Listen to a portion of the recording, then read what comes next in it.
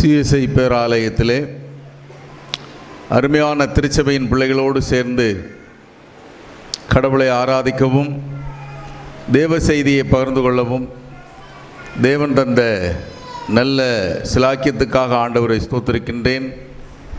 இந்த நல்ல வாய்ப்பை கொடுத்த அருமையான சபை ஊழியர் ஐயா அவர்களுக்கும் சேகர குருவானவர் அவர்களுக்கும் திருச்சபை பொறுப்பாளர்களுக்கும் இந்த நாளிலே வருகை தந்திருக்கிற அருமையான திருச்சபை பிள்ளைகளாகிய உங்கள் யாவருக்கும் எங்களுடைய ஜெபமலர் பார்வையற்றோர் இன்னிசை நற்செய்தி குழுவின் சார்பிலும் குடும்பத்தின் சார்பிலும் வாழ்த்துதலையும் நன்றியும் தெரிவித்துக் கொள்வதில் அதிக மகிழ்ச்சி அடைகிறேன்.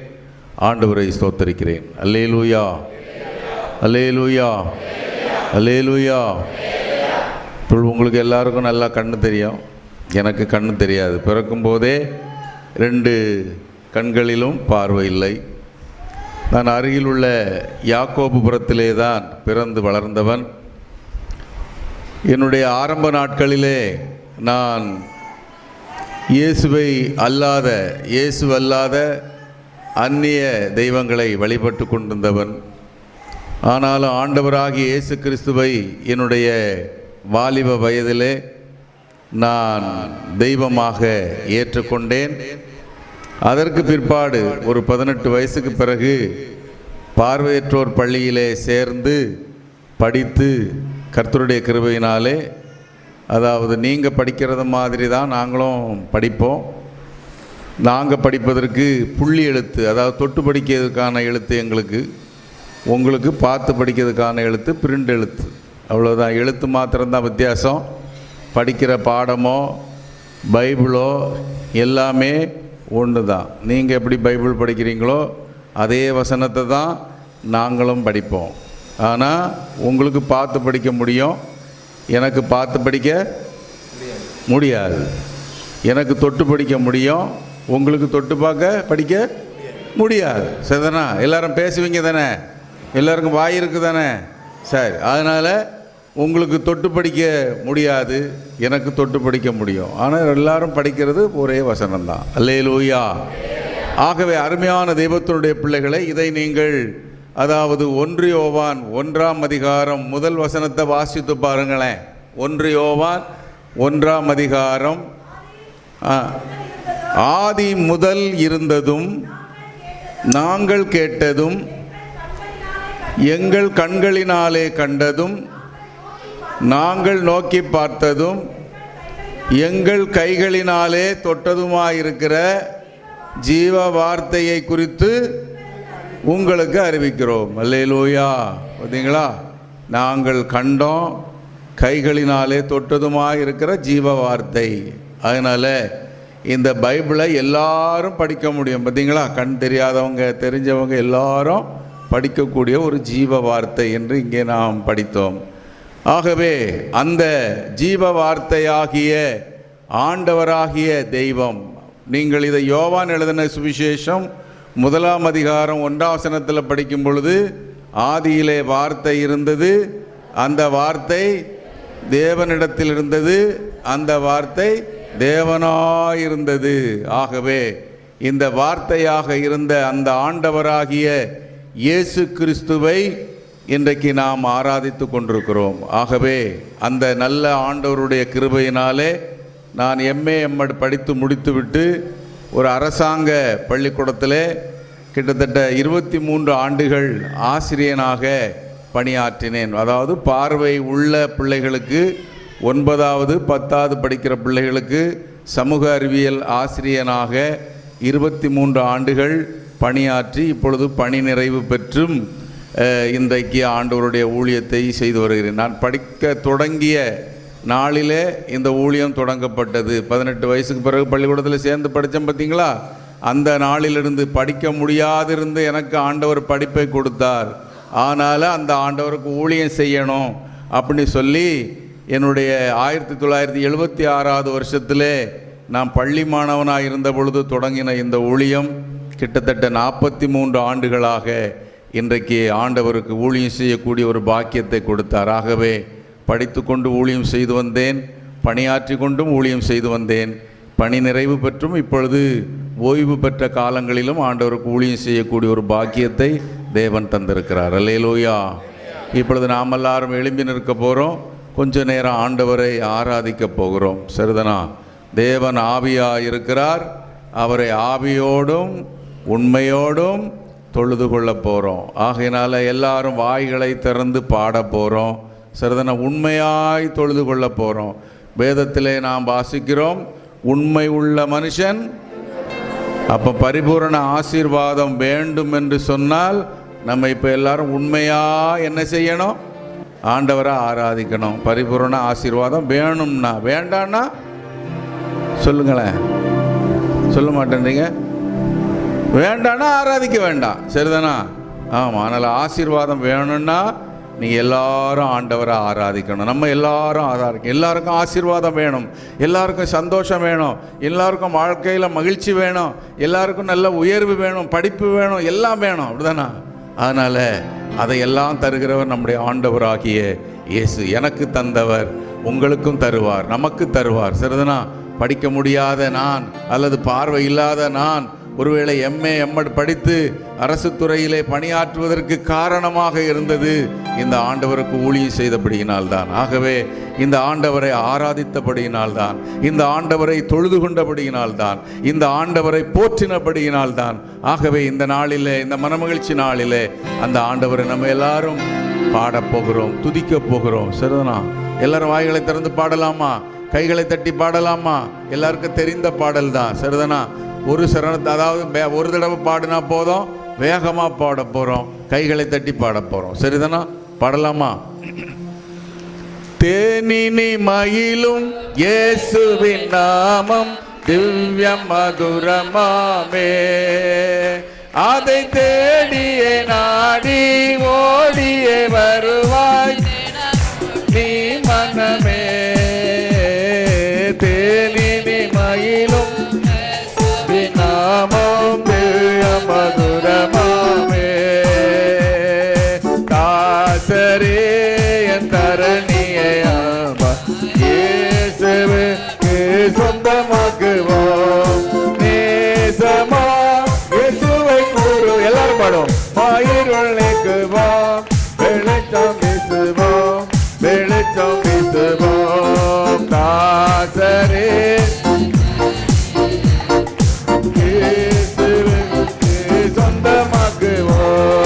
காலத்திலும் எந்த நேரத்திலும் நன்றியால் உம்மை நான் துதிப்பேன். உம்மை நான் துதிப்பேன், துதிப்பேன். இந்த வேளையிலும் துதிப்பேன். ஆதியும் நீரே, அந்தமும் நீரே, சொந்தம் நீரே.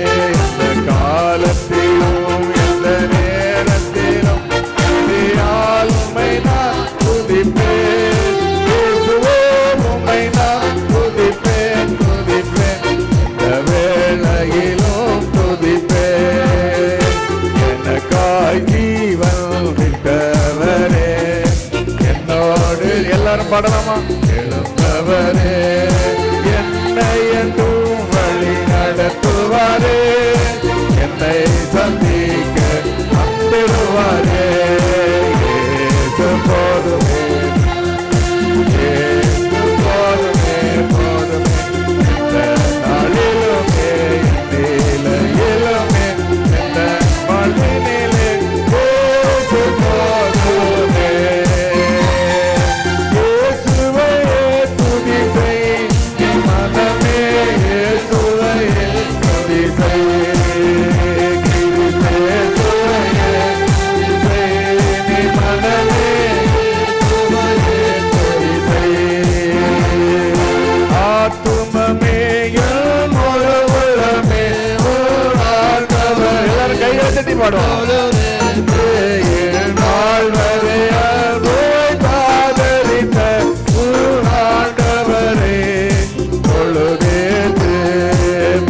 போற்றிடுவானோர்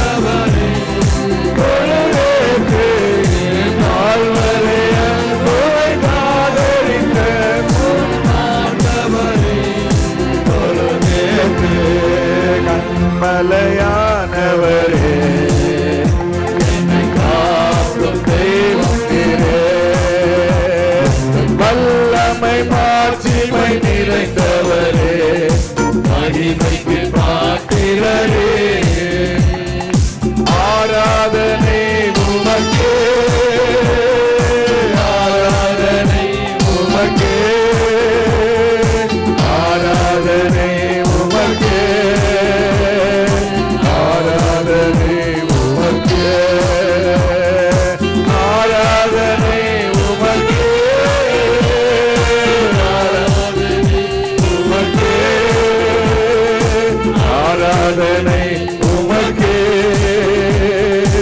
ஆராதனை உமக்கே.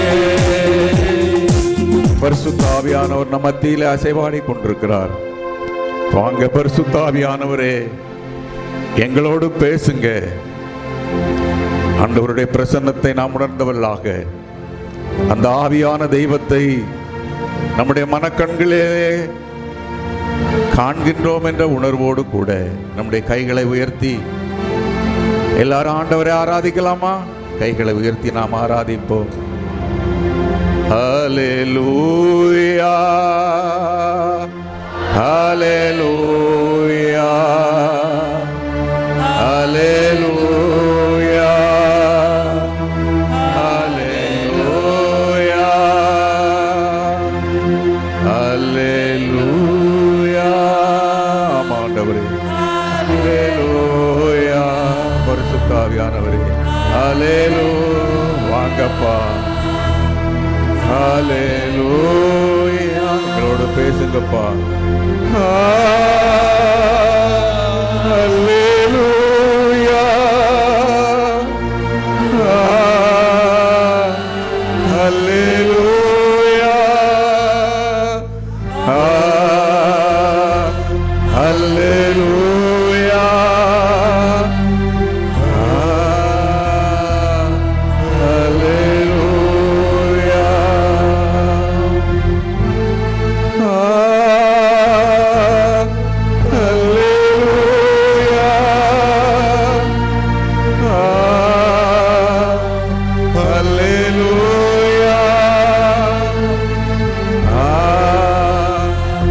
ஹல்லேலூயா,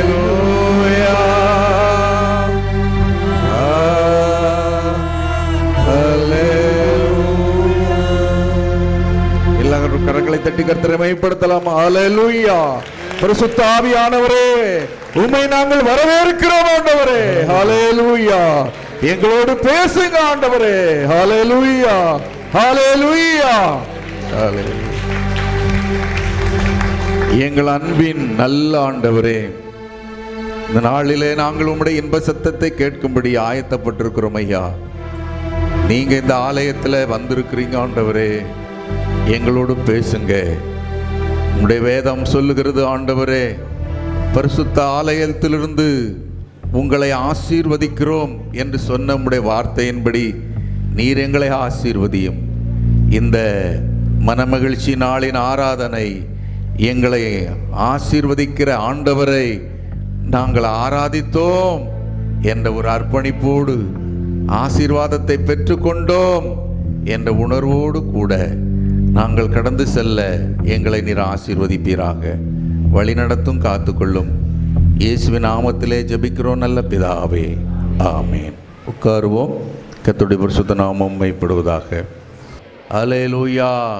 நாம் வாசிக்க கேட்ட வேத பகுதியிலே ஓசியா 4ஆம் அதிகாரத்தில் நாம் படிக்கும் பொழுது அறிவினுடைய வளர்ச்சியை குறித்து அங்கே நாம் வேதத்திலே படித்தோம்.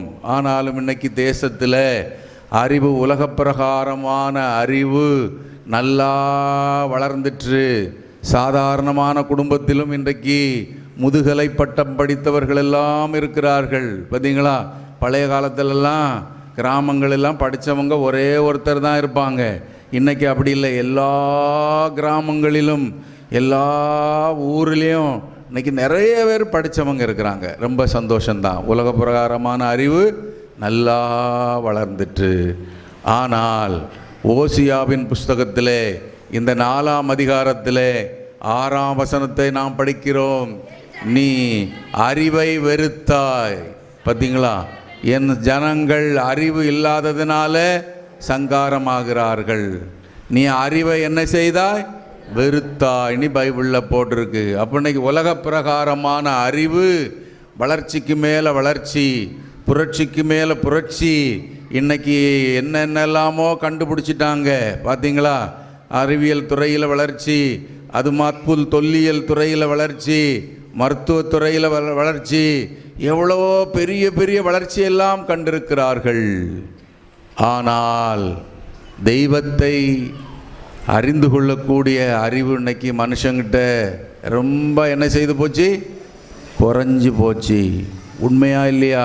நீங்கள் பாருங்களேன், சங்கீதத்தில் 97ஆம் சங்கீதம் என்று நினைக்கிறேன், அங்கே சொல்லப்பட்டிருக்கிறது, மிருக குணம் உள்ள மனுஷன் அதை அறியான், மூடன் அதை உணரான். அப்போ மிருக குணம் உள்ள மனுஷன் என்ன செய்ய மாட்டான்? அந்த தெய்வத்தை குறித்த அறிவை அறிய மாட்டான். மூடன் அதை என்ன செய்ய மாட்டான்?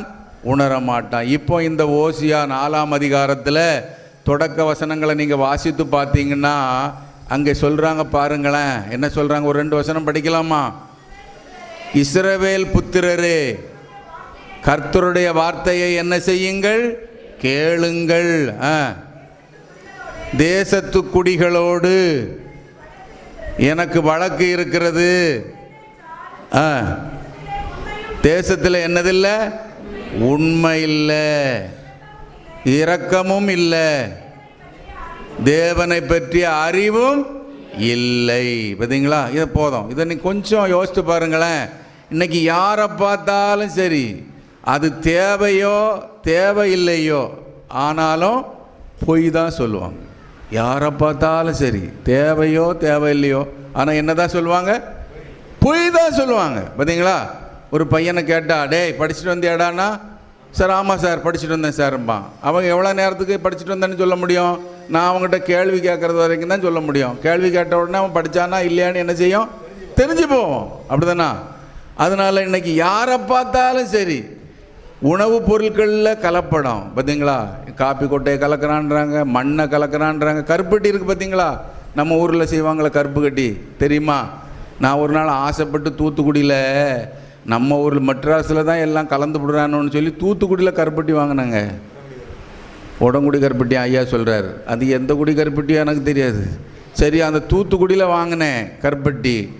அதை சாப்பிட்டு பார்த்தா உள்ள சின்ன மண், கடல் மண்ணை மாதிரி நெருநெருனி, அதை தண்ணியில் போட்டு இடித்து அந்த காப்பி போட்டு குடிச்சிட்டு நீங்கள் கீழே கையை போட்டு பார்த்தீங்கன்னா நெருன்னு ஒரே மண்.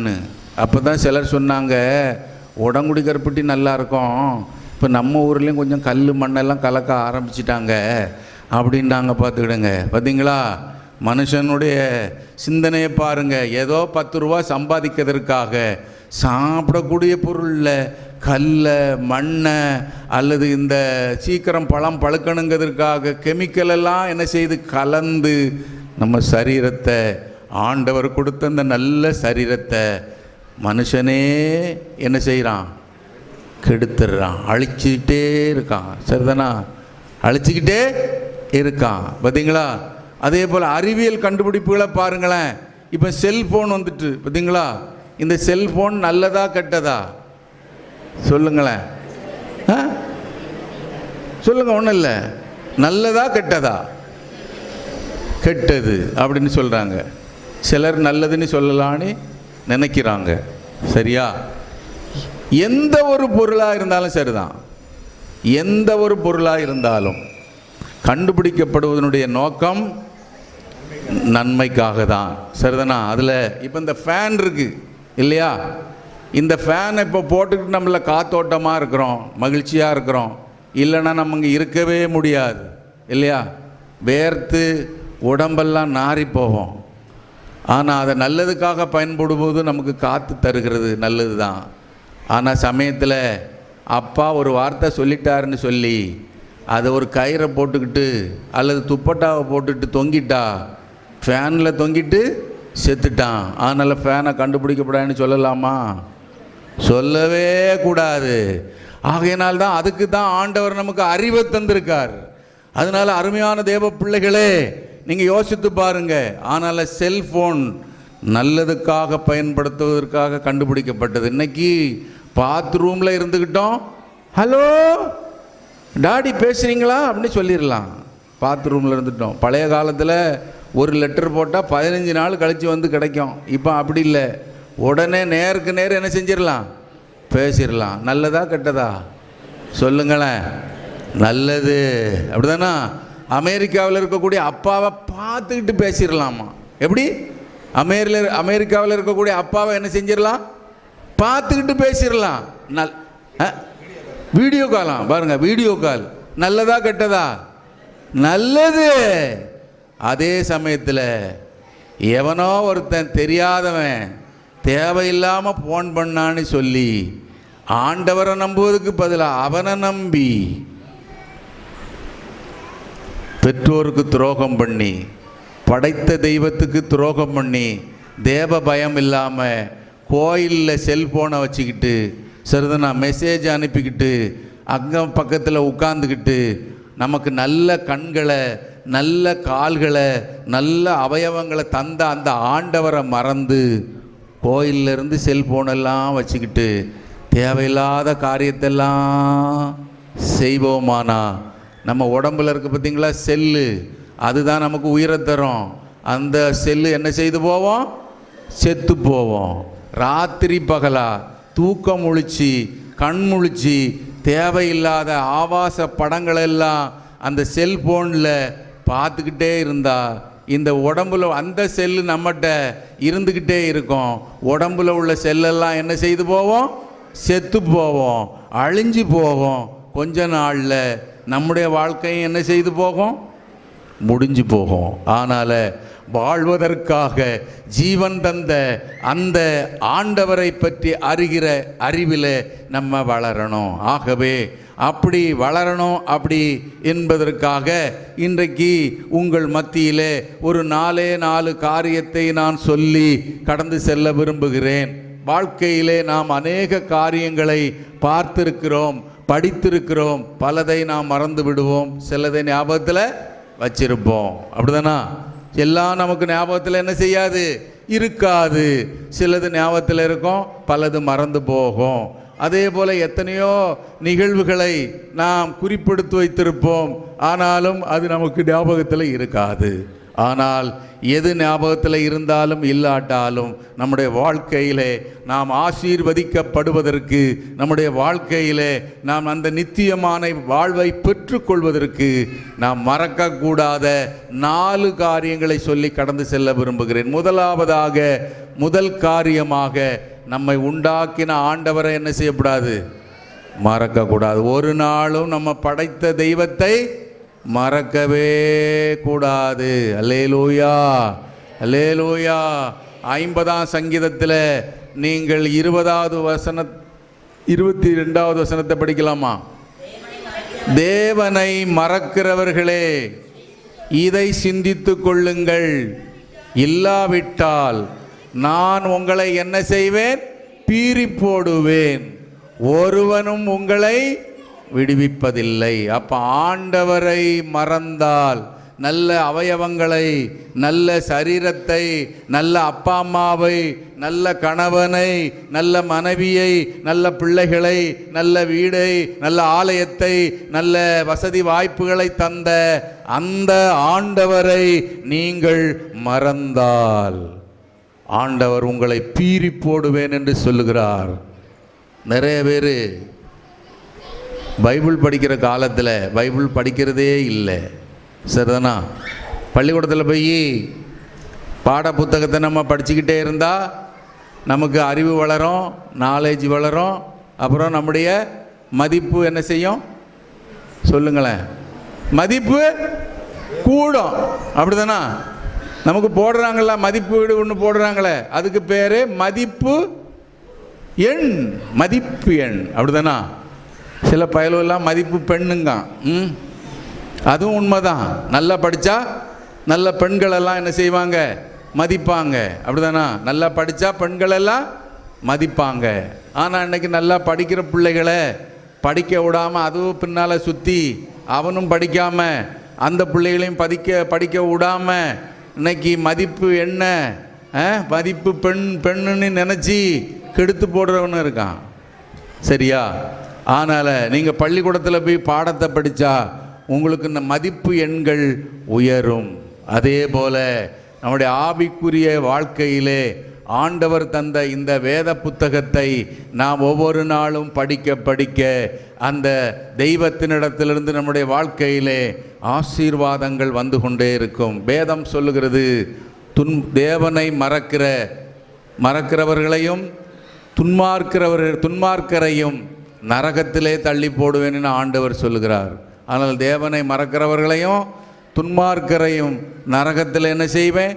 தள்ளி போடுவேங்கிறார். அப்போ ஆண்டவரை ஒரு நாள் என்ன செய்யக்கூடாது? மறக்கவே கூடாது. பைபிளில் போட்டிருக்கு, சின்சோன் ஆண்டவராலே பிறந்தவன், தெய்வத்தினுடைய தீர்மானத்தின்படி பிறந்தவன் சின்சோன், அப்படிதானா? ஆனால் நஸ்ரேன் விரதம் உடையவன் சின்சோன். அவன் தன்னுடைய வாலிப வயதிலே ஒரு பெண்ணின் நிமித்தமாக தேவனை என்ன செய்து போனான்? மறந்துட்டான். அப்பா அம்மா சொன்னதை கேட்க மாட்டேன்ட்டான். எனக்கு அந்த பெண்ணை தான் கல்யாணம் பண்ணணும் அப்படின்னு சொல்லிட்டான். ஆனாலும் கடைசியில் அந்த பெண்ணின் நிமித்தமாக நடந்தது உங்களுக்கு தெரியும் பைபிளில். அவன் கண்கள் என்ன செய்யப்பட்டது? பிடுங்கப்பட்டதுன்னு பைபிளில் போட்டிருக்கு. ஆக எனக்கு அருமையான தெய்வத்தினுடைய பிள்ளைகளே, மனுஷனுக்கு பைபிளில் போட்டிருக்கு, கண்ணானது சரீரத்தின் விளக்காக இருக்கிறது. இப்போ எனக்கு கண்ணு தெரியல, இந்த உலகமே இருட்டாக தான் இருக்குது. ஆனாலும் உலகத்திலே வந்து எந்த மனுஷனையும் பிரகாசிப்பிக்கிற மெய்யான ஒளியாகிய அந்த இயேசுவின் ஒளி என்னுடைய வாழ்க்கையிலே பிரகாசித்ததினால இந்த கண்கள் இல்லாமல் இருந்தாலும் இன்றைக்கு நான் இயேசுவுக்காக, இயேசு என்னை பிரகாசித்து கொண்டிருக்கின்றார். அல்லேலூயா. ஆனால் என்னை சிங்கப்பூருக்கு கூட்டிகிட்டு போனார், மலேசியாவுக்கு கூட்டிகிட்டு போனார், மும்பையில் தாராவிக்கு கூட்டிகிட்டு போனார், இன்னும் பல இடத்துக்கு என்ன ஆண்டவர் கூட்டிகிட்டு போகிறார். பார்த்தீங்களா? இப்போ அங்கேருந்து என்ன சார் இங்கே கூட்டி கொண்டு விட்டாங்க. பார்த்தீங்களா நீங்கள் எல்லாரும்? இங்கே ஊரில் இருந்து ஒரு அருமையான சகோதரர் என்னங்க கூட்டிகிட்டு வந்திருக்காரு. அப்போ நான் தனியாக போகணுன்னா போக முடியும், கஷ்டப்பட்டு தான் போகணும். ஆனாலும் என் இயேசுநாதர் என்னுடைய வாழ்க்கையிலே பிரகாசித்து கொண்டிருக்கிறார். ஆகவே சின்சோன் தேவனை மறந்ததினாலே கண்கள் பிடுங்கப்பட்டவனாக செத்து போனான். யோசேப்பை குறித்து வேதத்தில் படிக்கிறோம். யோசேப்பு யாருடைய மகன்? யாக்கோபின் மகனா? யாருடைய புருஷன்? ரெபேக்கா புருஷனா? போச்சே, கதையே கெட்டு போச்சு. போச்சு போச்சு போச்சு. பார்த்தீங்களா? ரெபேக்கா புருஷன்ட்டாங்க. சொல்லுங்களேன், யாருக்கு புருஷன்? என்னம்மா? ஆசனாத்தா, சாத்ராக் பண்ணையாவா? ஆசனாத்தா சொல்லுங்க. ஆசனாத். சரி, பார்த்தீங்களா? அதனால் எனக்கு அருமையான தெய்வத்தினுடைய பிள்ளைகளை, நம்ம பைபிளெல்லாம் இப்படி தான் படிச்சுக்கிட்டு இருக்கோம். சரி, நல்லா படிங்க. ஆக இந்த யோசேப்பு தேவனை மறக்கலை. பார்த்தீங்களா? அவன் வாலிப வயசில் போத்திபாரனுடைய மனைவி அவனை விபச்சாரத்துக்கு பலவந்தப்படுத்தின பொழுது அவன் சொல்லுகிறான், என் எஜமான் இந்த வீட்டில் உன்னை தவிர வேற எதையும் எனக்கு என்ன செய்யலை, விளக்கவில்லை. ஆனால என்னை படைத்த ஆண்டவருக்கு, என் எஜமானுக்கு, எனக்கு வேலை கொடுத்த எஜமானுக்கு நான் எப்படி இருக்கணும்?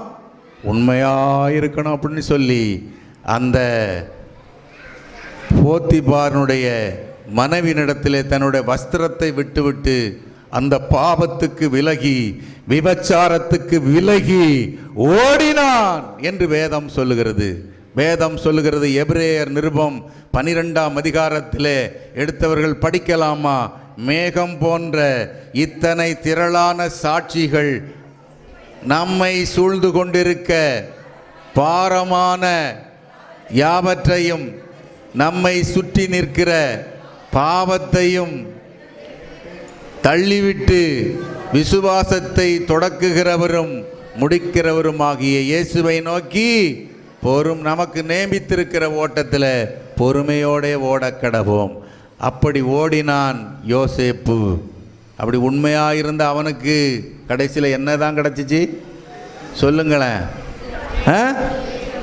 என்னம்மா கேட்கல எனக்கு? சிறைச்சாலை தான் கிடச்சிச்சு. உண்மையாக இருந்தவனுக்கு சிறைச்சாலை தான் கிடச்சிச்சு. ஆனால் சத்தியம் ஒரு நாள் என்ன செய்யும்? ஜெயிக்கும். ஆகவே சிறைச்சாலைக்கு போன பொழுதிலும் கூட அவன் தன்னுடைய உண்மையை விட்டு அவன் என்ன செய்யலை? விலகவே இல்லை. நிலைத்திருந்தான், காத்திருந்தான், எதிர்பார்த்திருந்தான். காலம் கனிந்தது. அந்த எகிப்து ராஜா சொப்பனம் கண்டான். அழைத்து வரப்பட்டான், விளக்கம் சொன்னான், எகிப்து தேசத்துக்கு அதிகாரியாக உயர்த்தப்பட்டான். கரங்களை தட்டலாமா? அல்லேலூயா, அல்லேலூயா, அல்லேலூயா. ஆகவே எனக்கு அருமையான தேவ பிள்ளைகளே, தேவனை மறக்காத யோசேப்பு அவன் உயர்ந்த இடத்திலே வைக்கப்பட்டான். 91ஆம் சங்கீதத்திலே நாம் படிக்கிறோம், அவன் என் நாமத்தை அறிந்திருக்கிறபடியால் அவனை நான் உயர்ந்த இடத்துல என்ன செய்வேன், வைப்பேன் என்று சொன்ன ஆண்டவருடைய வார்த்தையின்படி அந்த யோசேப்பை ஆண்டவர் உயர்த்தினார். யோசேப்பின் தேவன் நம்முடைய தேவன். நம்ம எல்லாரும் பாட்டு பாடுவோமே, எலியாவின் தேவன் நம் தேவன், வல்லமையின் தேவன். தெரியுமா உங்களுக்கு எல்லாருக்கும்? ஒரு சரணம் படிக்கலாமா? எல்லாரும் கைகளை தட்டி படிக்கலாமா? எலியாவின் தேவன் நம் தேவன், வல்லமையின் தேவன்.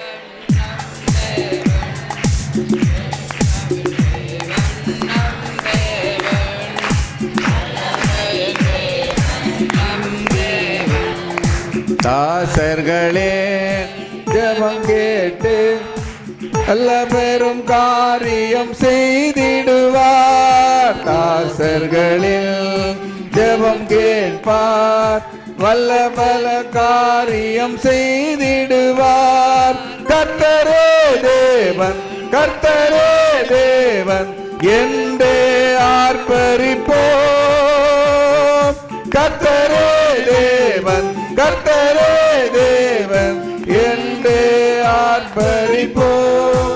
அல்லேலூயா. யோசேப்பை ஆண்டவர் மறக்கல, யோசேப்பும் ஆண்டவரை மறக்கல. ஆண்டவர் அவனை ஆசீர்வதித்தார். இரண்டாவதாக, அந்த உன்னதமான தேவன் வாசம் பண்ணுகிற இந்த ஆலயத்தை மறக்கக்கூடாது. எந்த ஆலயத்தை? எந்த ஆலயத்தை சொல்லுங்களேன். இந்த ஆலயத்தை மறக்கக்கூடாது. சரிதானா? அந்த ஆண்டவர் வாசம் பண்ணுகிற இந்த ஆலயத்தை மறக்கவே கூடாது. பைபிளில் படிக்கிறோம், 122ஆம் சங்கீதம் 1வது வசனத்தில் படிக்கிறோம், கர்த்தருடைய ஆலயத்துக்கு போவோம் வாருங்கள் என்று அவர்கள் எனக்கு சொன்னபோது மகிழ்ச்சியாயிருந்தேன். சொன்ன உடனே பெரிய சந்தோஷம். என் ஆண்டவர் வாசம் பண்ணுகிற ஆலயத்துக்கு நான் போறேன், அந்த ஆண்டவரோடு கூட நான் பேச போகிறேன், எங்க அப்பாவை நான் பார்க்க போறேன் அப்படிங்கிற சந்தோஷம். இன்னைக்கு நிறைய பேருக்கு ஆலயத்துக்கு உள்ள வந்தாலும் என்ன வர மாட்டேனுது, சந்தோஷம் வர மாட்டேனுது. காரணம் என்னவென்றால், நம்முடைய நோக்கத்திலே நாம் வேறுபடுகிறோம். கோயிலுக்கு வந்தால் ஆண்டவரை பார்க்கணும் அப்படிங்கிற நோக்கத்தோடு நம்ம வாரதில்லை. ஏன்னா அந்த நம்பிக்கையெல்லாம் நமக்கு, சொல்லுங்களேன், அந்த நம்பிக்கையெல்லாம் நமக்கு, சொல்லுங்களேன், சொல்ல மாட்டேன்றீங்களே, அந்த நம்பிக்கையெல்லாம் நமக்கு இல்லை. அந்த நம்பிக்கை இருந்தால் நமக்கு மற்ற காரியங்களிலே நாம் வேறுபட மாட்டோம். ஆனால் அன்னாள் ஆலயத்துக்கு வந்தாள், ஆண்டவரை பார்ப்பேன் என்ற நம்பிக்கையோடு கூட வந்தாள். அன்னாளை பற்றி தெரியுமா உங்களுக்கு? பைபிளில் உள்ள அன்னாள், 1 சாமுவேல் புஸ்தகத்தில் வரக்கூடிய அன்னாள். சரியா? அன்னாளுடைய கணவர் பேர் என்ன? எல்கானா. உஷாராயிட்டீங்க, கரெக்டா? அல்லேலூயா, அல்லேலூயா, அல்லேலூயா, அல்லேலூயா. சரிதானா? இந்த அன்னாளுக்கு குழந்தை இல்லை. ஊரில் உள்ளவங்கெல்லாம் என்ன சொல்லியிருப்பாங்க, பத்தியா அவளுக்கு கல்யாணம் நல்ல நாளில் நடக்கலை. அப்போமே எனக்கு தெரியும், அவளுக்கு கல்யாணம் நடந்துக்கிட்டு இருக்குச்சுல, தாலி கட்டு போகிற நேரத்தில் கரண்டு போயிட்டு இருட்டு. கோயிலுக்கு வந்துட்டு கரண்டு தட்டுப்பாடான நேரத்தில் போகத்தான் செய்யும். நம்ம நோக்கமெல்லாம் எப்படி இருக்குது? கரண்டு போயிடுது, பூனை குறுக்க வந்துடுது, வெள்ளச்சீலை கொடுத்தாவா வந்துடுறியா, இப்படிப்பட்ட நம்பிக்கையில் தான் இன்றைக்கும் நிறைய பேர் என்ன செய்கிறோம், இருக்கிறோம். சரிதானா? அதனால் அப்படிப்பட்ட அந்த காரியங்களிலிருந்தெல்லாம் நம்ம என்ன செய்யணும்? விடுதலை பெறணும். நான் சின்ன பையனாக இருக்கும்போது, சின்ன பையனான ஒரு 15-16 வயசு இருக்கும்போது எங்கள் பெரிய அக்காவுக்கு கல்யாணம். அதனால் அந்த சமயத்தில் எல்லாரும் என்ன யாக்கோபுரத்தில் பாலையான்னு கூப்பிடுவாங்க. அப்போ அவங்க சொல்லுவாங்க, பாலையாவை கொண்டு பின் வீட்டில் உட்கார வைங்க, ஏன்னா கண் தெரியாதவன் இந்த வீட்டில் இருக்கான்னு தெரிஞ்சால் இந்த வீட்டில் வந்து கல்யாணம் பண்ண முடியாங்களாம். பொண்ணுக்கு கண்ணு தெரியுமா இல்லையான்ல பார்க்கணும். எனக்கு கண்ணு தெரிஞ்சானே தெரியாமல் போனேன் ஐயா, என்னையா கட்ட போகிறாங்க? பொண்ணெல்லாம் கட்ட போகிறாங்க. சரிதானா? பொண்ணுக்கு கண்ணு நல்லா இருக்கா கால் நல்லா இருக்கான்னு பார்க்கணும். அதனால் என்னை கொண்டு பின்னால் தள்ளுங்கன்ட்டாங்க. இன்றைக்கி உலகம் அப்படி தான் போய்கிட்டு இருக்கு. சரிதானா? அதனால் அருமையான தெய்வத்தின் பிள்ளைகளே, அப்படிப்பட்ட அந்த காலத்தில் அப்படி சொல்லிக்கிட்டு இருந்தாங்க. ஆனால் இன்றைக்கும் நம்முடைய ஆண்டவராகிய இயேசு நமக்கு எல்லாவற்றையும் நேர்த்தியாக செய்கிறவர். அன்னாள் அதை அறிந்தாள், ஆண்டவருடைய சமூகத்திலே வந்து சொன்னாள். எத்தனையோ பேர் அவள் மலடி என்று சொன்னார்களோ, எத்தனை பேர் அவளை வேற என்னெல்லாம் சொல்லுவாங்க குழந்தை இல்லாதவங்களுக்கு. மெட்ராஸில் கொட்டிங்கிறாங்க, கொட்டியான். நம்ம ஊரில் கொடுக்கு தான் கொட்டோம், அங்கே கொட்டி அப்படி சொல்கிறாங்க. இப்படி எத்தனையோ பேரெல்லாம் வச்சுருக்காங்க. இன்றைக்கி எத்தனையோ பேர் அப்படிப்பட்ட நிந்தனையோடு கூட வாழ்ந்து கொண்டிருக்கிறார்கள். எனக்கு அருமையான தேவ பிள்ளைகளே, இந்த நாளிலே அப்படி யாராவது இருந்தால், என் ஆண்டவராகி இயேசு உங்களுக்கு வரப்போகிற காலங்களிலே உங்களை தாயாக மாற்றுகிற ஒரு தெய்வம் இந்த ஆலயத்திலே உண்டு. எங்களுக்கு திருமணமாகி 9 வருஷமாக குழந்தை பிறக்கலை. கண் தெரிஞ்சவங்களே இன்றைக்கி என்னென்னலாமோ சொல்கிறாங்க. அப்படி தானா? அப்போ என்னெல்லாம் எப்படி சொல்லிடுவாங்க? அவருக்கு கண் தெரியாது, அவருக்கு குழந்தையே பிறக்காது, அவருக்கு குடும்பம் பண்ண தெரியாது, இன்னும் அசிங்கமெல்லாம் சொன்னவங்கெல்லாம் எவ்வளோ பேர் உண்டு.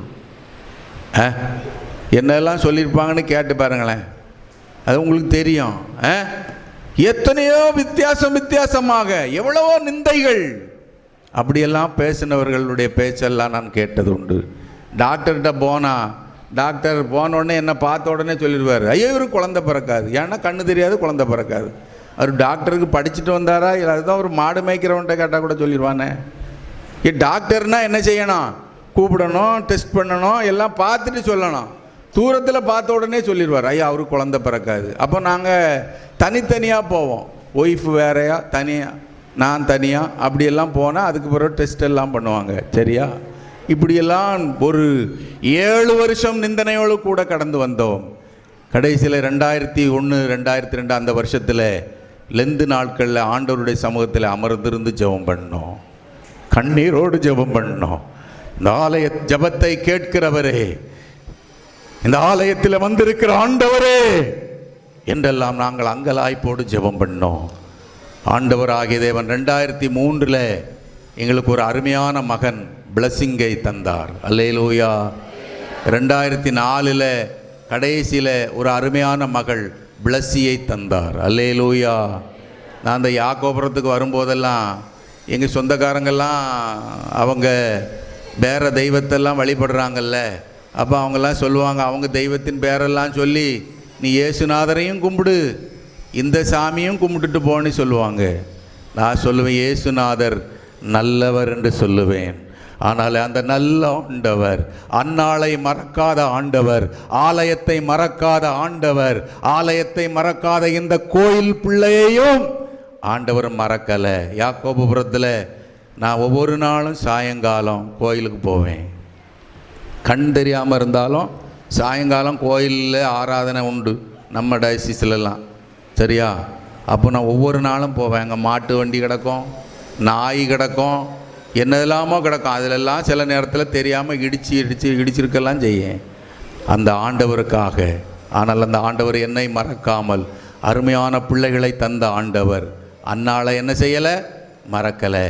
அவள் நல்ல ஒரு சாமுவேலை பெறக்கூடிய ஒரு பாக்கியத்தை, ஒரு தீர்க்கதரிசியை பெறக்கூடிய ஒரு பாக்கியத்தை அன்னாளுக்கு ஆண்டவர் தந்தார். அல்லேலூயா. ஆகவே ஆலயத்தை மறக்காத அன்னாளை ஆண்டவர் என்ன செய்தார்? சொல்லுங்களேன். ஆசீர்வதித்தார். அவர் நம்மை ஆசீர்வதிப்பாரா? ஆசீர்வதிக்க மாட்டாரா? ஆசீர்வதிப்பார். அப்போ இந்த ஆலயத்தை என்ன செய்யப்படாது? ஒரு நாளும் சொல்லுங்களேன், மறக்கப்படாது. கோயிலுக்கு ஒழுங்காக என்ன செய்யணும்? வரணும். ஒழுங்காக வாரது மாத்திரமில்லை, கோயிலில் ஒழுங்காக இருக்கணும். அல்லேலூயா. சரிதானா? பள்ளிக்கூடத்துக்கு ஒழுங்காக போனால் போதாது, ஒழுங்காக என்ன செய்யணும்? படிக்கணும். ஒழுங்காக நான் பள்ளிக்கூடத்துக்கு வந்துடுறேன்னு சொல்லி 9 மணிக்கே பள்ளிக்கூடத்தில் போய் உட்காந்துக்கிட்டு படிக்காமல் பள்ளிக்கூடத்தை சுற்றிக்கிட்டு அலைஞ்சா பாஸ் பண்ணிடுவோமா? பாஸ் பண்ண மாட்டோம். சரியா? ஆகையினால் அருமையான தேவ பிள்ளைகளே, ஆலயத்தை மறக்காத அன்னாளை ஆண்டவர் ஆசீர்வதித்தார். இன்றைக்கெல்லாம் உலகத்தில் ரொம்ப நல்ல அறிவு வளர்ந்து போச்சு, பயங்கரமான அறிவு வளர்ந்துட்டுல. ஒரு தடவை ஒரு பள்ளிக்கூடத்தில் ஒரு பையன் நல்லாவே படிக்க மாட்டான்.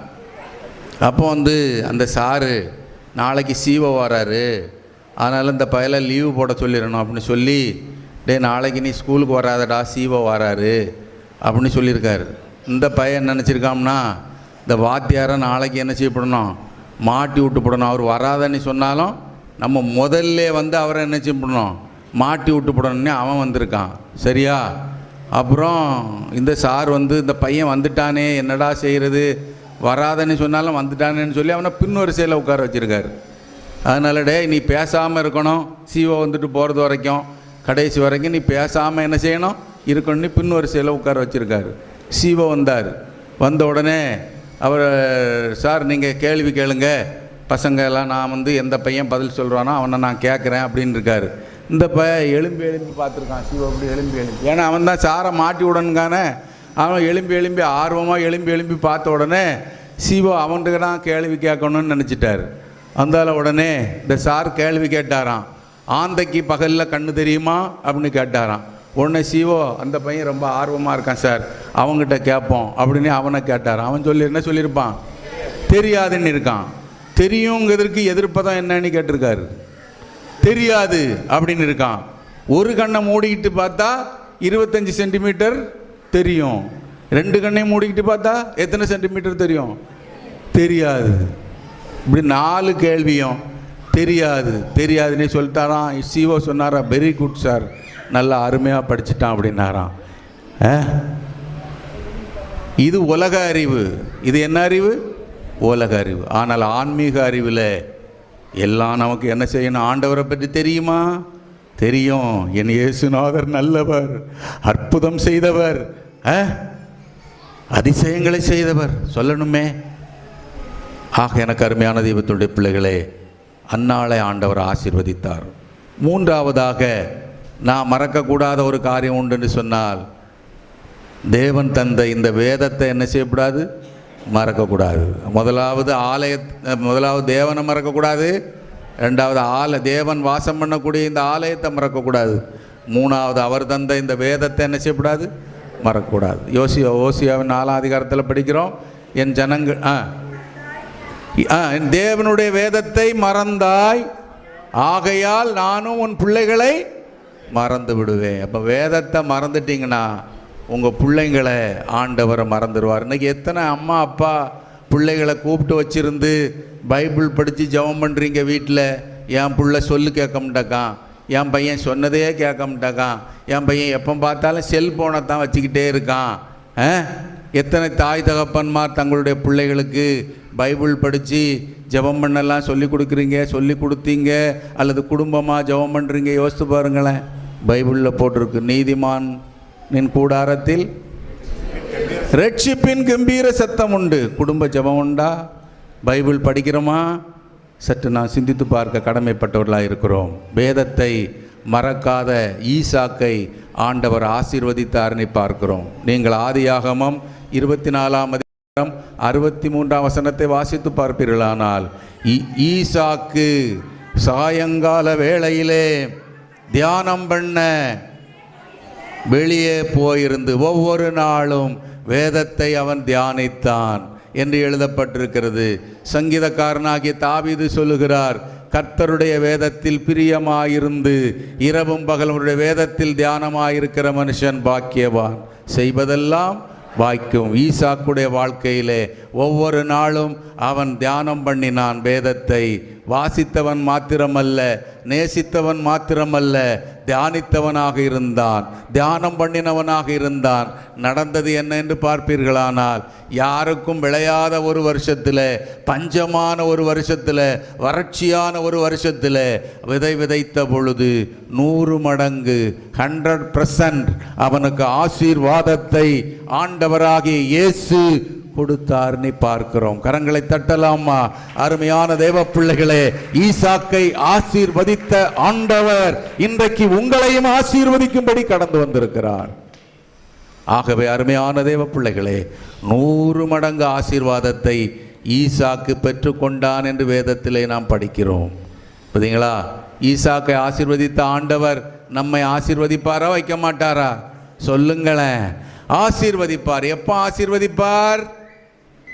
எப்போ ஆசீர்வதிப்பார்? வேதத்தை தியானிக்கும் பொழுது, வேதத்தை வாசிக்கும் பொழுது, வேதத்தை நாம் படிக்கும் பொழுது, வேதத்தை நம்முடைய வாழ்க்கையிலே கை கொண்டு நடக்கும் பொழுது ஆசீர்வதிப்பார். ஆகவே ஈசாக்கு வேதத்தை மறக்காதவனாயிருந்தான். அவனை ஆண்டவராகிய இயேசு ஆசீர்வதித்தார் என்று வேதத்திலே பார்க்கிறோம்.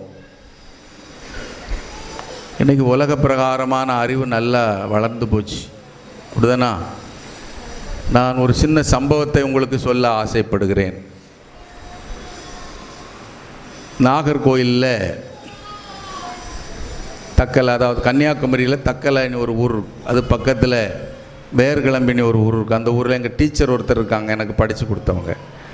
அந்த டீச்சரை பார்க்குறதுக்கு நான் ஒரு நாள், நாங்கள் ஒரு ஸ்டிக் ஒன்று வச்சுருப்போம், ஒரு 4-5 அடி இருக்கும், ஒரு ஸ்டிக் ஒன்று வச்சுருப்போம். அந்த ஸ்டிக்கை வச்சுக்கிட்டு நாங்கள் நடந்து போகணும். தட்டிக்கிட்டு தனியாக போகும்போது தட்டி தட்டி நடந்து போவோம். அப்போது அங்கே மலையாளம் கலந்த தமிழ் பார்த்திங்களா? நாகர்கோயிலெல்லாம் நம்ம ஊரில் தமிழ் கொஞ்சம் வித்தியாசமாக இருக்கும். அப்புறம் மதுரைக்கு போகும்போது அந்த தமிழ் கொஞ்சம் மாறும். அப்புறம் சென்னைக்கு வரும்போது இன்னும் நல்லா மாறிடும்.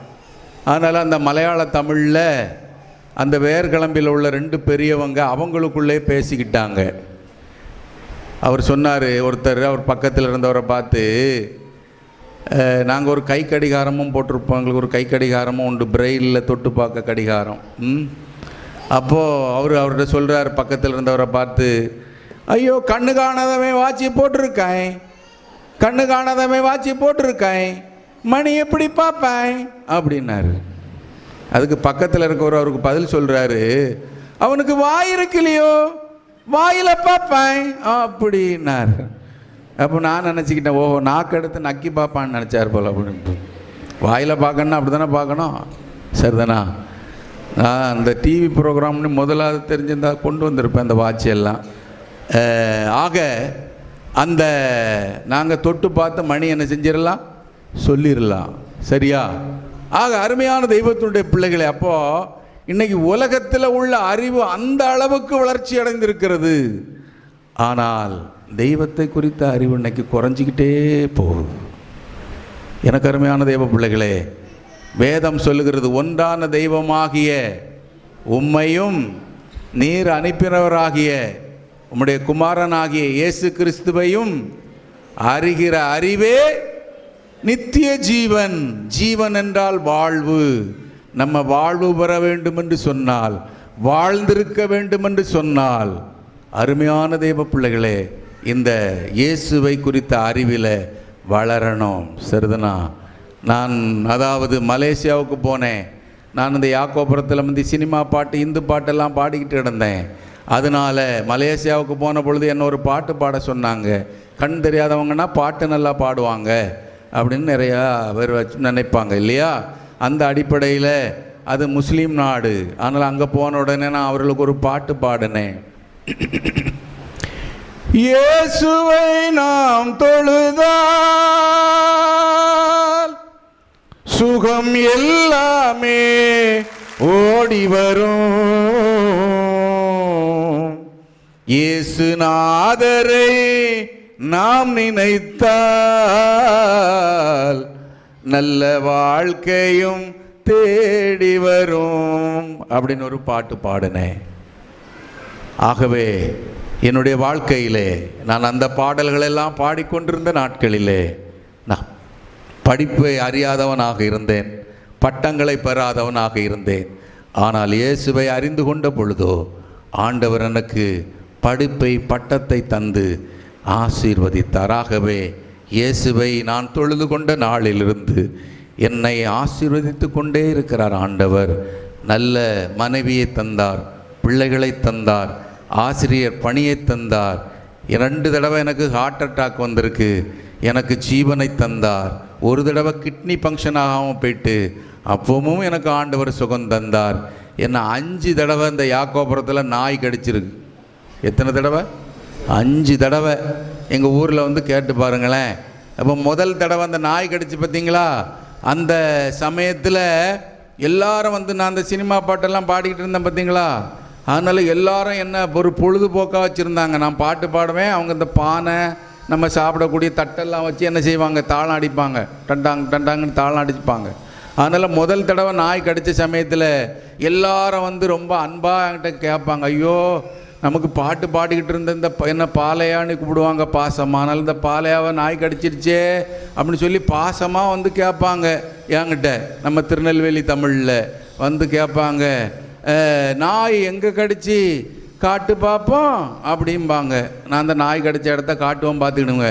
அவங்க இந்த பாமாலை ராகம் மாதிரி, ஐயே என்ன ஆழமாக பல்லு பட்டிருக்கு அப்படின்னு ராகம் போட்டு சொல்லுவாங்க. பார்த்துக்கிடுங்க, சொல்கிறத கேட்டாலே பட்டினி உயிர் போயிரும் போல் இருக்கும்.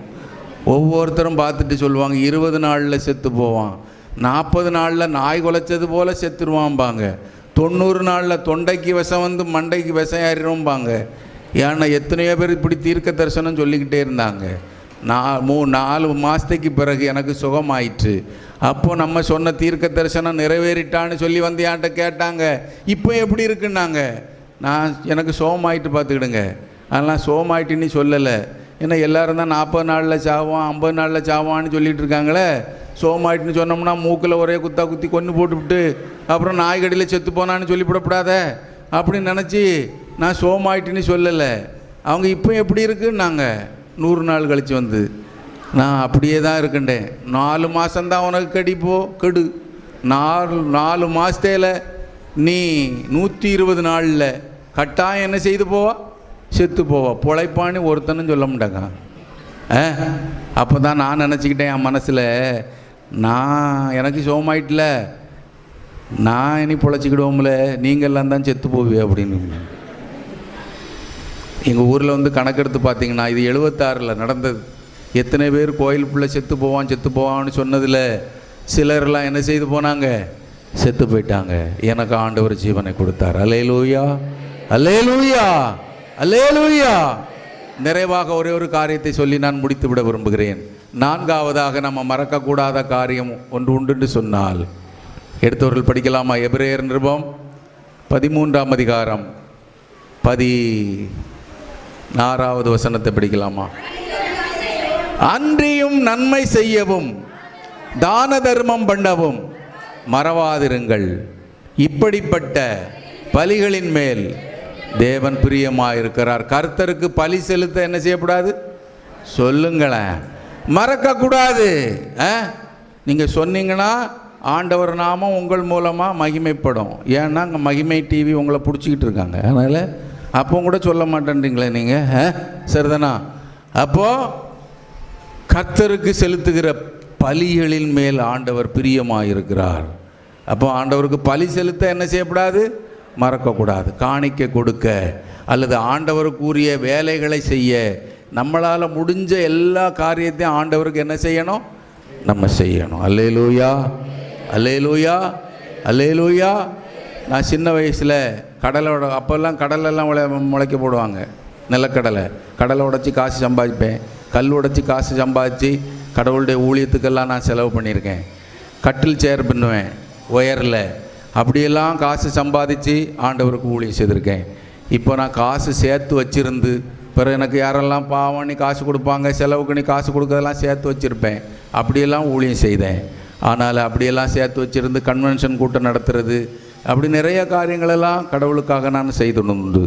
இவைகளெல்லாம் பார்த்த ஆண்டவர் எனக்கு என்ன செய்தார், வேலையை கொடுத்தார். கொஞ்சத்தில் உண்மையாக இருந்தால் அநேகத்தில் ஒன்று ஆசீர்வதிப்பேன்னு சொன்ன ஆண்டவர் எனக்கு என்ன கொடுத்தார், வேலையை கொடுத்தார். வேலை பார்த்த காலங்களிலும் அநேக கன்வென்ஷன் கூட்டங்கள், கண் தெரியாதவங்களுக்கு ஸ்டிக்கு வாங்கி கொடுக்கறது, இது பைபிள் படிக்கும் இந்த ரேடியோ பைபிள் வாங்கி கொடுக்கறது, இப்படி நிறைய காரியங்கள் எல்லாம் கடவுளுக்காக செய்ய கிருபை செய்தார். இப்போ சென்னையிலெல்லாம் பார்வை இல்லாதவங்களுக்கு சாப்பாடு போட்டு ஆண்டவருக்காக ஒரு ஊழியம் செய்கிறோம். இப்போ பணகுடியில் ஒவ்வொரு மூணாவது மாதமும், அதாவது மாதத்தில் 3வது சனிக்கிழமை அந்த பணகுடியில் ஒரு இண்டிவிஜுவல் சர்ச்சில் சாமுவேல் ஜெபராஜின்னு ஒரு பாஸ்டர் இருக்கார், அவங்க சர்ச்சில் இடம் கொடுத்துருக்காங்க.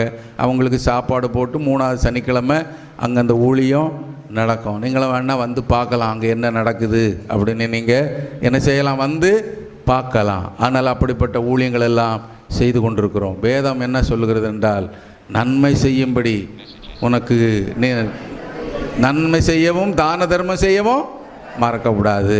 நீதிமொழிகளில் படிக்கிறோம், நன்மை செய்யும்படி உனக்கு திராணி இருக்கும் பொழுது அதை செய்யத்தக்கவர்களுக்கு செய்யாமல் இராதே. அல்லேலூயா, அல்லேலூயா, அல்லேலூயா. ஒருவன் நன்மை செய்ய அறிந்திருந்தும் செய்யாமல் போனால் பாவம். பார்த்தீங்களா? நீங்கள் பெரிய பாவம்னு செய்ய வேண்டியது ஒன்றும் இல்லை. கொலை செய்தால் தான் பாவம்னு நினைக்காதங்க, சரியா? நன்மை செய்ய நீங்கள் அறிந்திருந்தோம் செய்யாமல் போனால் அது பாவம். ஒரு பாட்டி ரொம்ப பரிதவிச்சிட்டு நிற்கிது, கீழே உளுந்துரும் போல் இருக்குது. நீங்கள் வாலிப பிள்ளைங்க சீட்டில் அழகாக உட்காந்துருக்கீங்க. அந்த பாட்டிக்கு ஒரு இடம் என்ன செய்யலாம், கொடுத்துட்டு நீங்கள் என்ன செய்யலாம் சொல்லுங்களேன். நிற்கலாமா நிற்கக்கூடாதா? நிற்கலாம். ஆனால் இப்போ உள்ள வாலிப பிள்ளைலாம் என்ன சொல்லுது, எனக்கும் கால் வலிக்கத்தான் செய்யுது, நீ கால் ஆட்டிக்கிட்டு செல்ஃபோன் ஆப்ரேட் பண்ணிக்கிட்டு உட்காந்துருக்கோம். நீங்கள் பாருங்களா, நான் சொல்கிறதெல்லாம் நடக்கணிப்பா. நாங்கள்லாம் எங்களுக்கு கண் தெரியாது. அந்த பஸ்ஸில் ஒரு சீட்டு போட்டிருப்பாங்க உடல் ஊனமற்றோருக்குன்னு சொல்லி. அந்த சீட்டு எங்கே இருக்குன்னு சொல்லி எங்களுக்கு தெரியும். அந்த சீட்டை நாங்கள் தடவி பிடிச்சி கண்டுபிடிச்சி போனால் கூட நல்லா ஜம்முன்னு உட்காந்துக்கிட்டு இங்கேயும் ஹேண்டிகேப்ட் ஆள் தான் உட்காந்துருக்குன்னு சொல்லுவாங்க. கேட்டால் சொல்லுவாங்க எலும்பில் கிராக்கும்பாங்க. எல்லாருலேயும் எலும்பில் கொஞ்சம் கிராக்கு இருக்கத்தான் செய்யும். அப்படி தானா? அப்படி தான் இன்றைக்கி எல்லாரும் என்ன செய்துக்கிட்டு இருக்காங்க, சொல்லிக்கிட்டு இருக்காங்க.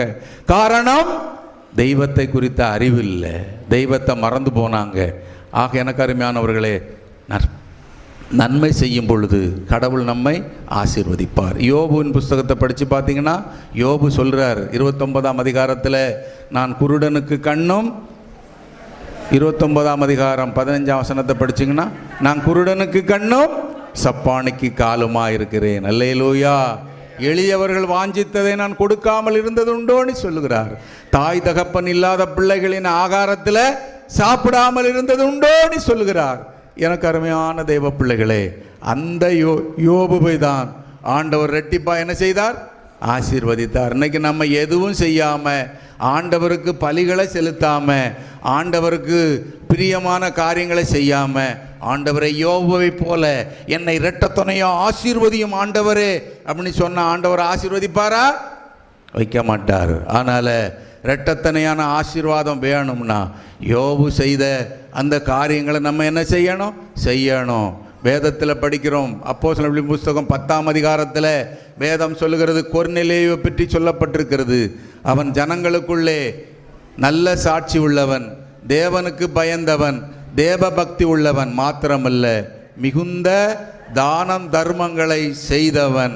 அந்த கொர்நேலியுதான் வசனத்தை கேட்டு கொண்டு போயிருந்த பொழுது பரிசுத்த ஆவியினுடைய வரத்தை பெற்றான். கடவுளுடைய வரத்தை நாம் பெற்றுக்கொள்ள வேண்டும் என்று சொன்னால் தான தர்மங்கள் செய்ய, நன்மை செய்ய, ஆண்டவர் பிரியப்படுகிற பலிகளை செலுத்த நாம் அழைக்கப்படுகிறோம். அந்த கொர்நேலியை தான் ஆண்டவர் என்ன செய்தார், ஆசீர்வதித்தார். ஆகவே பலிகளை செலுத்த ஒரு நாளும் நாம் மறக்கவே கூடாது. ஆகவே அப்படிப்பட்ட ஒரு பெரிய பாக்கியத்தை ஆண்டவர் நமக்காக ஆயத்தப்படுத்தி வைத்திருக்கிறார். ஆகவே இப்படிப்பட்ட அன்பிலே நாம் ஒருவேளை ஆண்டவரை மறக்காமல், ஆலயத்தை மறக்காமல், அவர் தந்த வேதத்தை மறக்காமல், அவருக்கு பிரியமான பலிகளை செலுத்த மறக்காமல் வாழும் பொழுது அன்பு நம்முடைய குடும்பத்திலே பெருகும், சந்தோஷம் நம்முடைய குடும்பத்திலே பெருகும். வேதத்தை வேதம் சொல்லுகிறது, நம்முடைய வேதம் எனக்கு மன மகிழ்ச்சியாக இராதிருந்தால் துக்கத்திலே அழிந்த மகிழ்ச்சி பெருகும். ஆகையினாலே அப்படிப்பட்ட அந்த காரியங்களை நாம் பெற்றுக்கொள்ள ஆண்டவராகிய தேவன் நம்மை அழைக்கிறார். ஆகவே அப்படிப்பட்ட அந்த காரியங்களை ஆண்டவர் நம்ம ஒவ்வொருவருக்கும் தந்தருள்வாராக. ஆண்டவர் தாம் இந்த வசனங்களை ஆசீர்வதிப்பாராக. நான் இப்பொழுது ஒரே ஒரு பாடலை மட்டும் பாடப்போகிறேன். நாங்கள் வெளியிட்டுள்ள பாடல் புத்தகம் கொஞ்சம் கொண்டு வந்திருக்கிறோம். ஆண்டவர் எங்களுடைய வாழ்க்கையில் செய்த சாட்சிகளை கொண்டு வந்திருக்கிறோம். அந்த புத்தகத்தில் போட்டிருக்கோம். அதில் 50 பாடலும் இருக்கும், சாட்சிகளும் இருக்கும். வேணுங்கவங்க என்ன செய்யலாம், வாங்கிக்கலாம். நான் இப்போ ஒரு பாட்டு தான் பாட போகிறேன். அதே போல் MP3 CD ஒரு 4-5 கொண்டு வந்திருக்கோம். 5 CD தான். ஏன்னா இப்போல்லாம் CD பிளேயர்லாம் இல்லைல்ல, வீடு இல்லைல்லாம். அப்படி யாருக்காவது வேணும்னா நீங்கள் 50 ரூபா கொடுத்து இந்த பாட்டு புஸ்தகமும் CDயும் வாங்கிடலாம் 50 ரூபாய்க்கு. சரியா? பாட்டு புஸ்தகம் தனியாக வேணும்னா நீங்கள் என்ன செய்யலாம், 10 ரூபா கொடுத்து வாங்கிடலாம். அந்த சேரில் வச்சுருக்கேன். யாராவது ஒருத்தர் வேண்டுமென்றவர்கள் கொடுத்து இந்த ஊழியத்தில் எங்களுக்கு உதவி செய்யும்படி அன்பாக கேட்டுக்கொள்கின்றேன். ஒரே ஒரு பாடலை மாத்திரம் நான் உங்களுக்காக பாடி அமரப் போகிறேன்.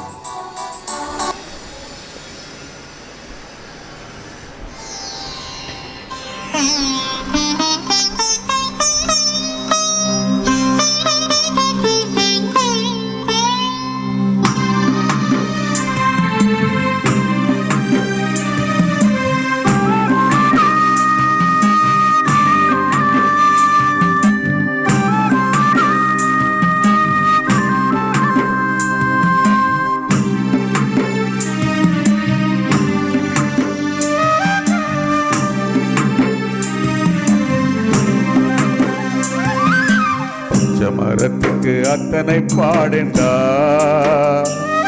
இந்த பட்ட மரத்துக்கு எத்தனை பாடுகளோ. பச்சை மரத்துக்கு அத்தனை பாடேண்டா, இந்த பட்ட மரத்துக்கு எத்தனை பாடுகளோ.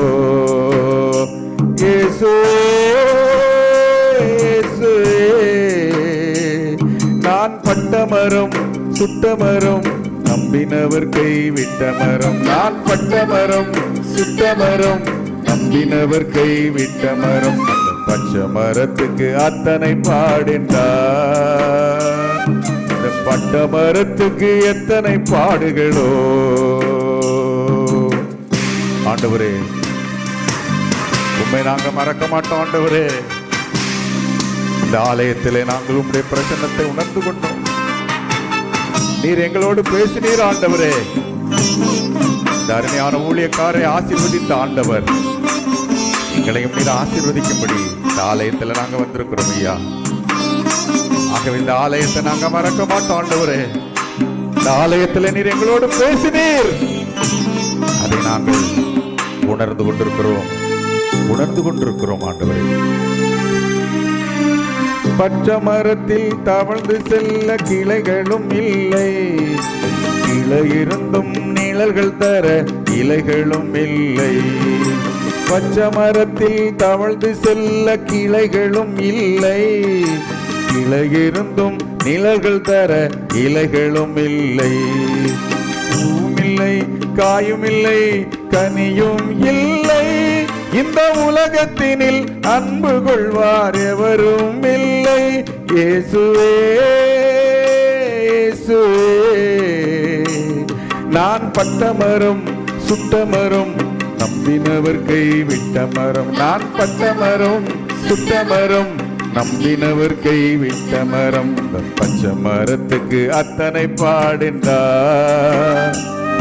இந்த பட்ட மரத்துக்கு எத்தனை பாடுகளோ. அத்தனை பாடேண்டா, இந்த பட்ட மரத்துக்கு எத்தனை பாடுகளோ. ஆண்டவரே, உங்களுடைய வேதத்தை மறக்காத ஈசாக்கை நீர் ஆசீர்வதித்தீங்க ஆண்டவரே. 100 மடங்கு ஆசீர்வதித்தீங்க ஆண்டவரே. எங்களுக்கு அப்படிப்பட்ட ஆசீர்வாதத்தை தாங்கப்பா.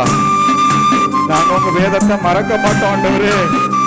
இந்த கண்டறியாத ஊழியக்காரர் வசனத்தை மத்தியிலே விவரித்து சொன்னாரே ஐயா, நாங்களும் இனி படிப்போம். அப்படிப்பட்ட ஒரு தீர்மானத்தோடு செல்வோம். நல்ல கனி கொடாமரம் இருப்பதும் என்ன, நானிலத்தில் மனிதரதை வெறுப்பதும் என்ன. நல்ல கனி கொடாமரம் இருப்பதும் என்ன, நானிலத்தில் மனிதரதை வெறுப்பதும் என்ன. பயனில்லை பலனில்லை ஒன்றுமே இல்லை, அதை அக்கினியில் சுட்டரிப்பார் எவரும் இல்லை. இயேசுவே இயேசுவே, நான் பட்ட மரம் சுட்ட மரம் நம்பினவர் கைவிட்ட மரம். நான் பட்ட மரம் சுட்ட மரம் நம்பினவர் கைவிட்ட மரம். அந்த பச்சை மரத்துக்கு அத்தனை பாடேண்டா, இந்த பட்ட மரத்துக்கு எத்தனை பாடுகளோ. அந்த பச்சை மரத்துக்கு அத்தனை பாடேண்டா, இந்த பட்டமரத்துக்கு எத்தனை பாடுகளோ. இயேசுவே இயேசுவே,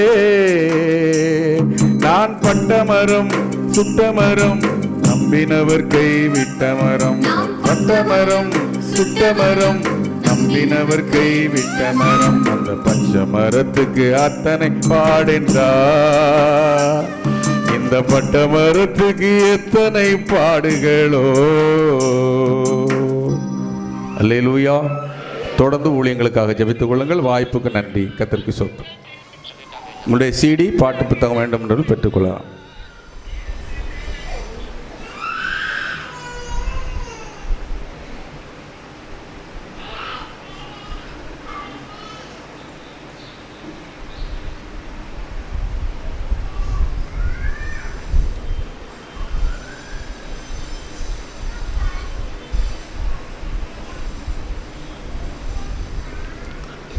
அன்பானவர்களே, இந்த நாளிலும் நம்முடைய அழைப்பை ஏற்று நம்ம மத்தியிலே வந்து கர்த்தருடைய ஊழியத்தை நிறைவேற்றியிருக்கிற அருமையான அவருடைய ஊழியக்காரர், பார்வையற்றோர் ஜெபமலர் இன்னிசை நற்செய்தி ஊழியம் என்கிறதான ஊழியத்தை நடத்துகிற சுவிசேஷகர் ஆர் கோயில் பிள்ளை எம்எட் அவர்களுக்கு நம்முடைய சபையின் சார்பாக மிகுந்த நன்றியை நாம் தெரிவித்துக் கொள்கிறோம். கர்த்தர் ஊழியங்களை ஆசீர்வதிப்பாராக.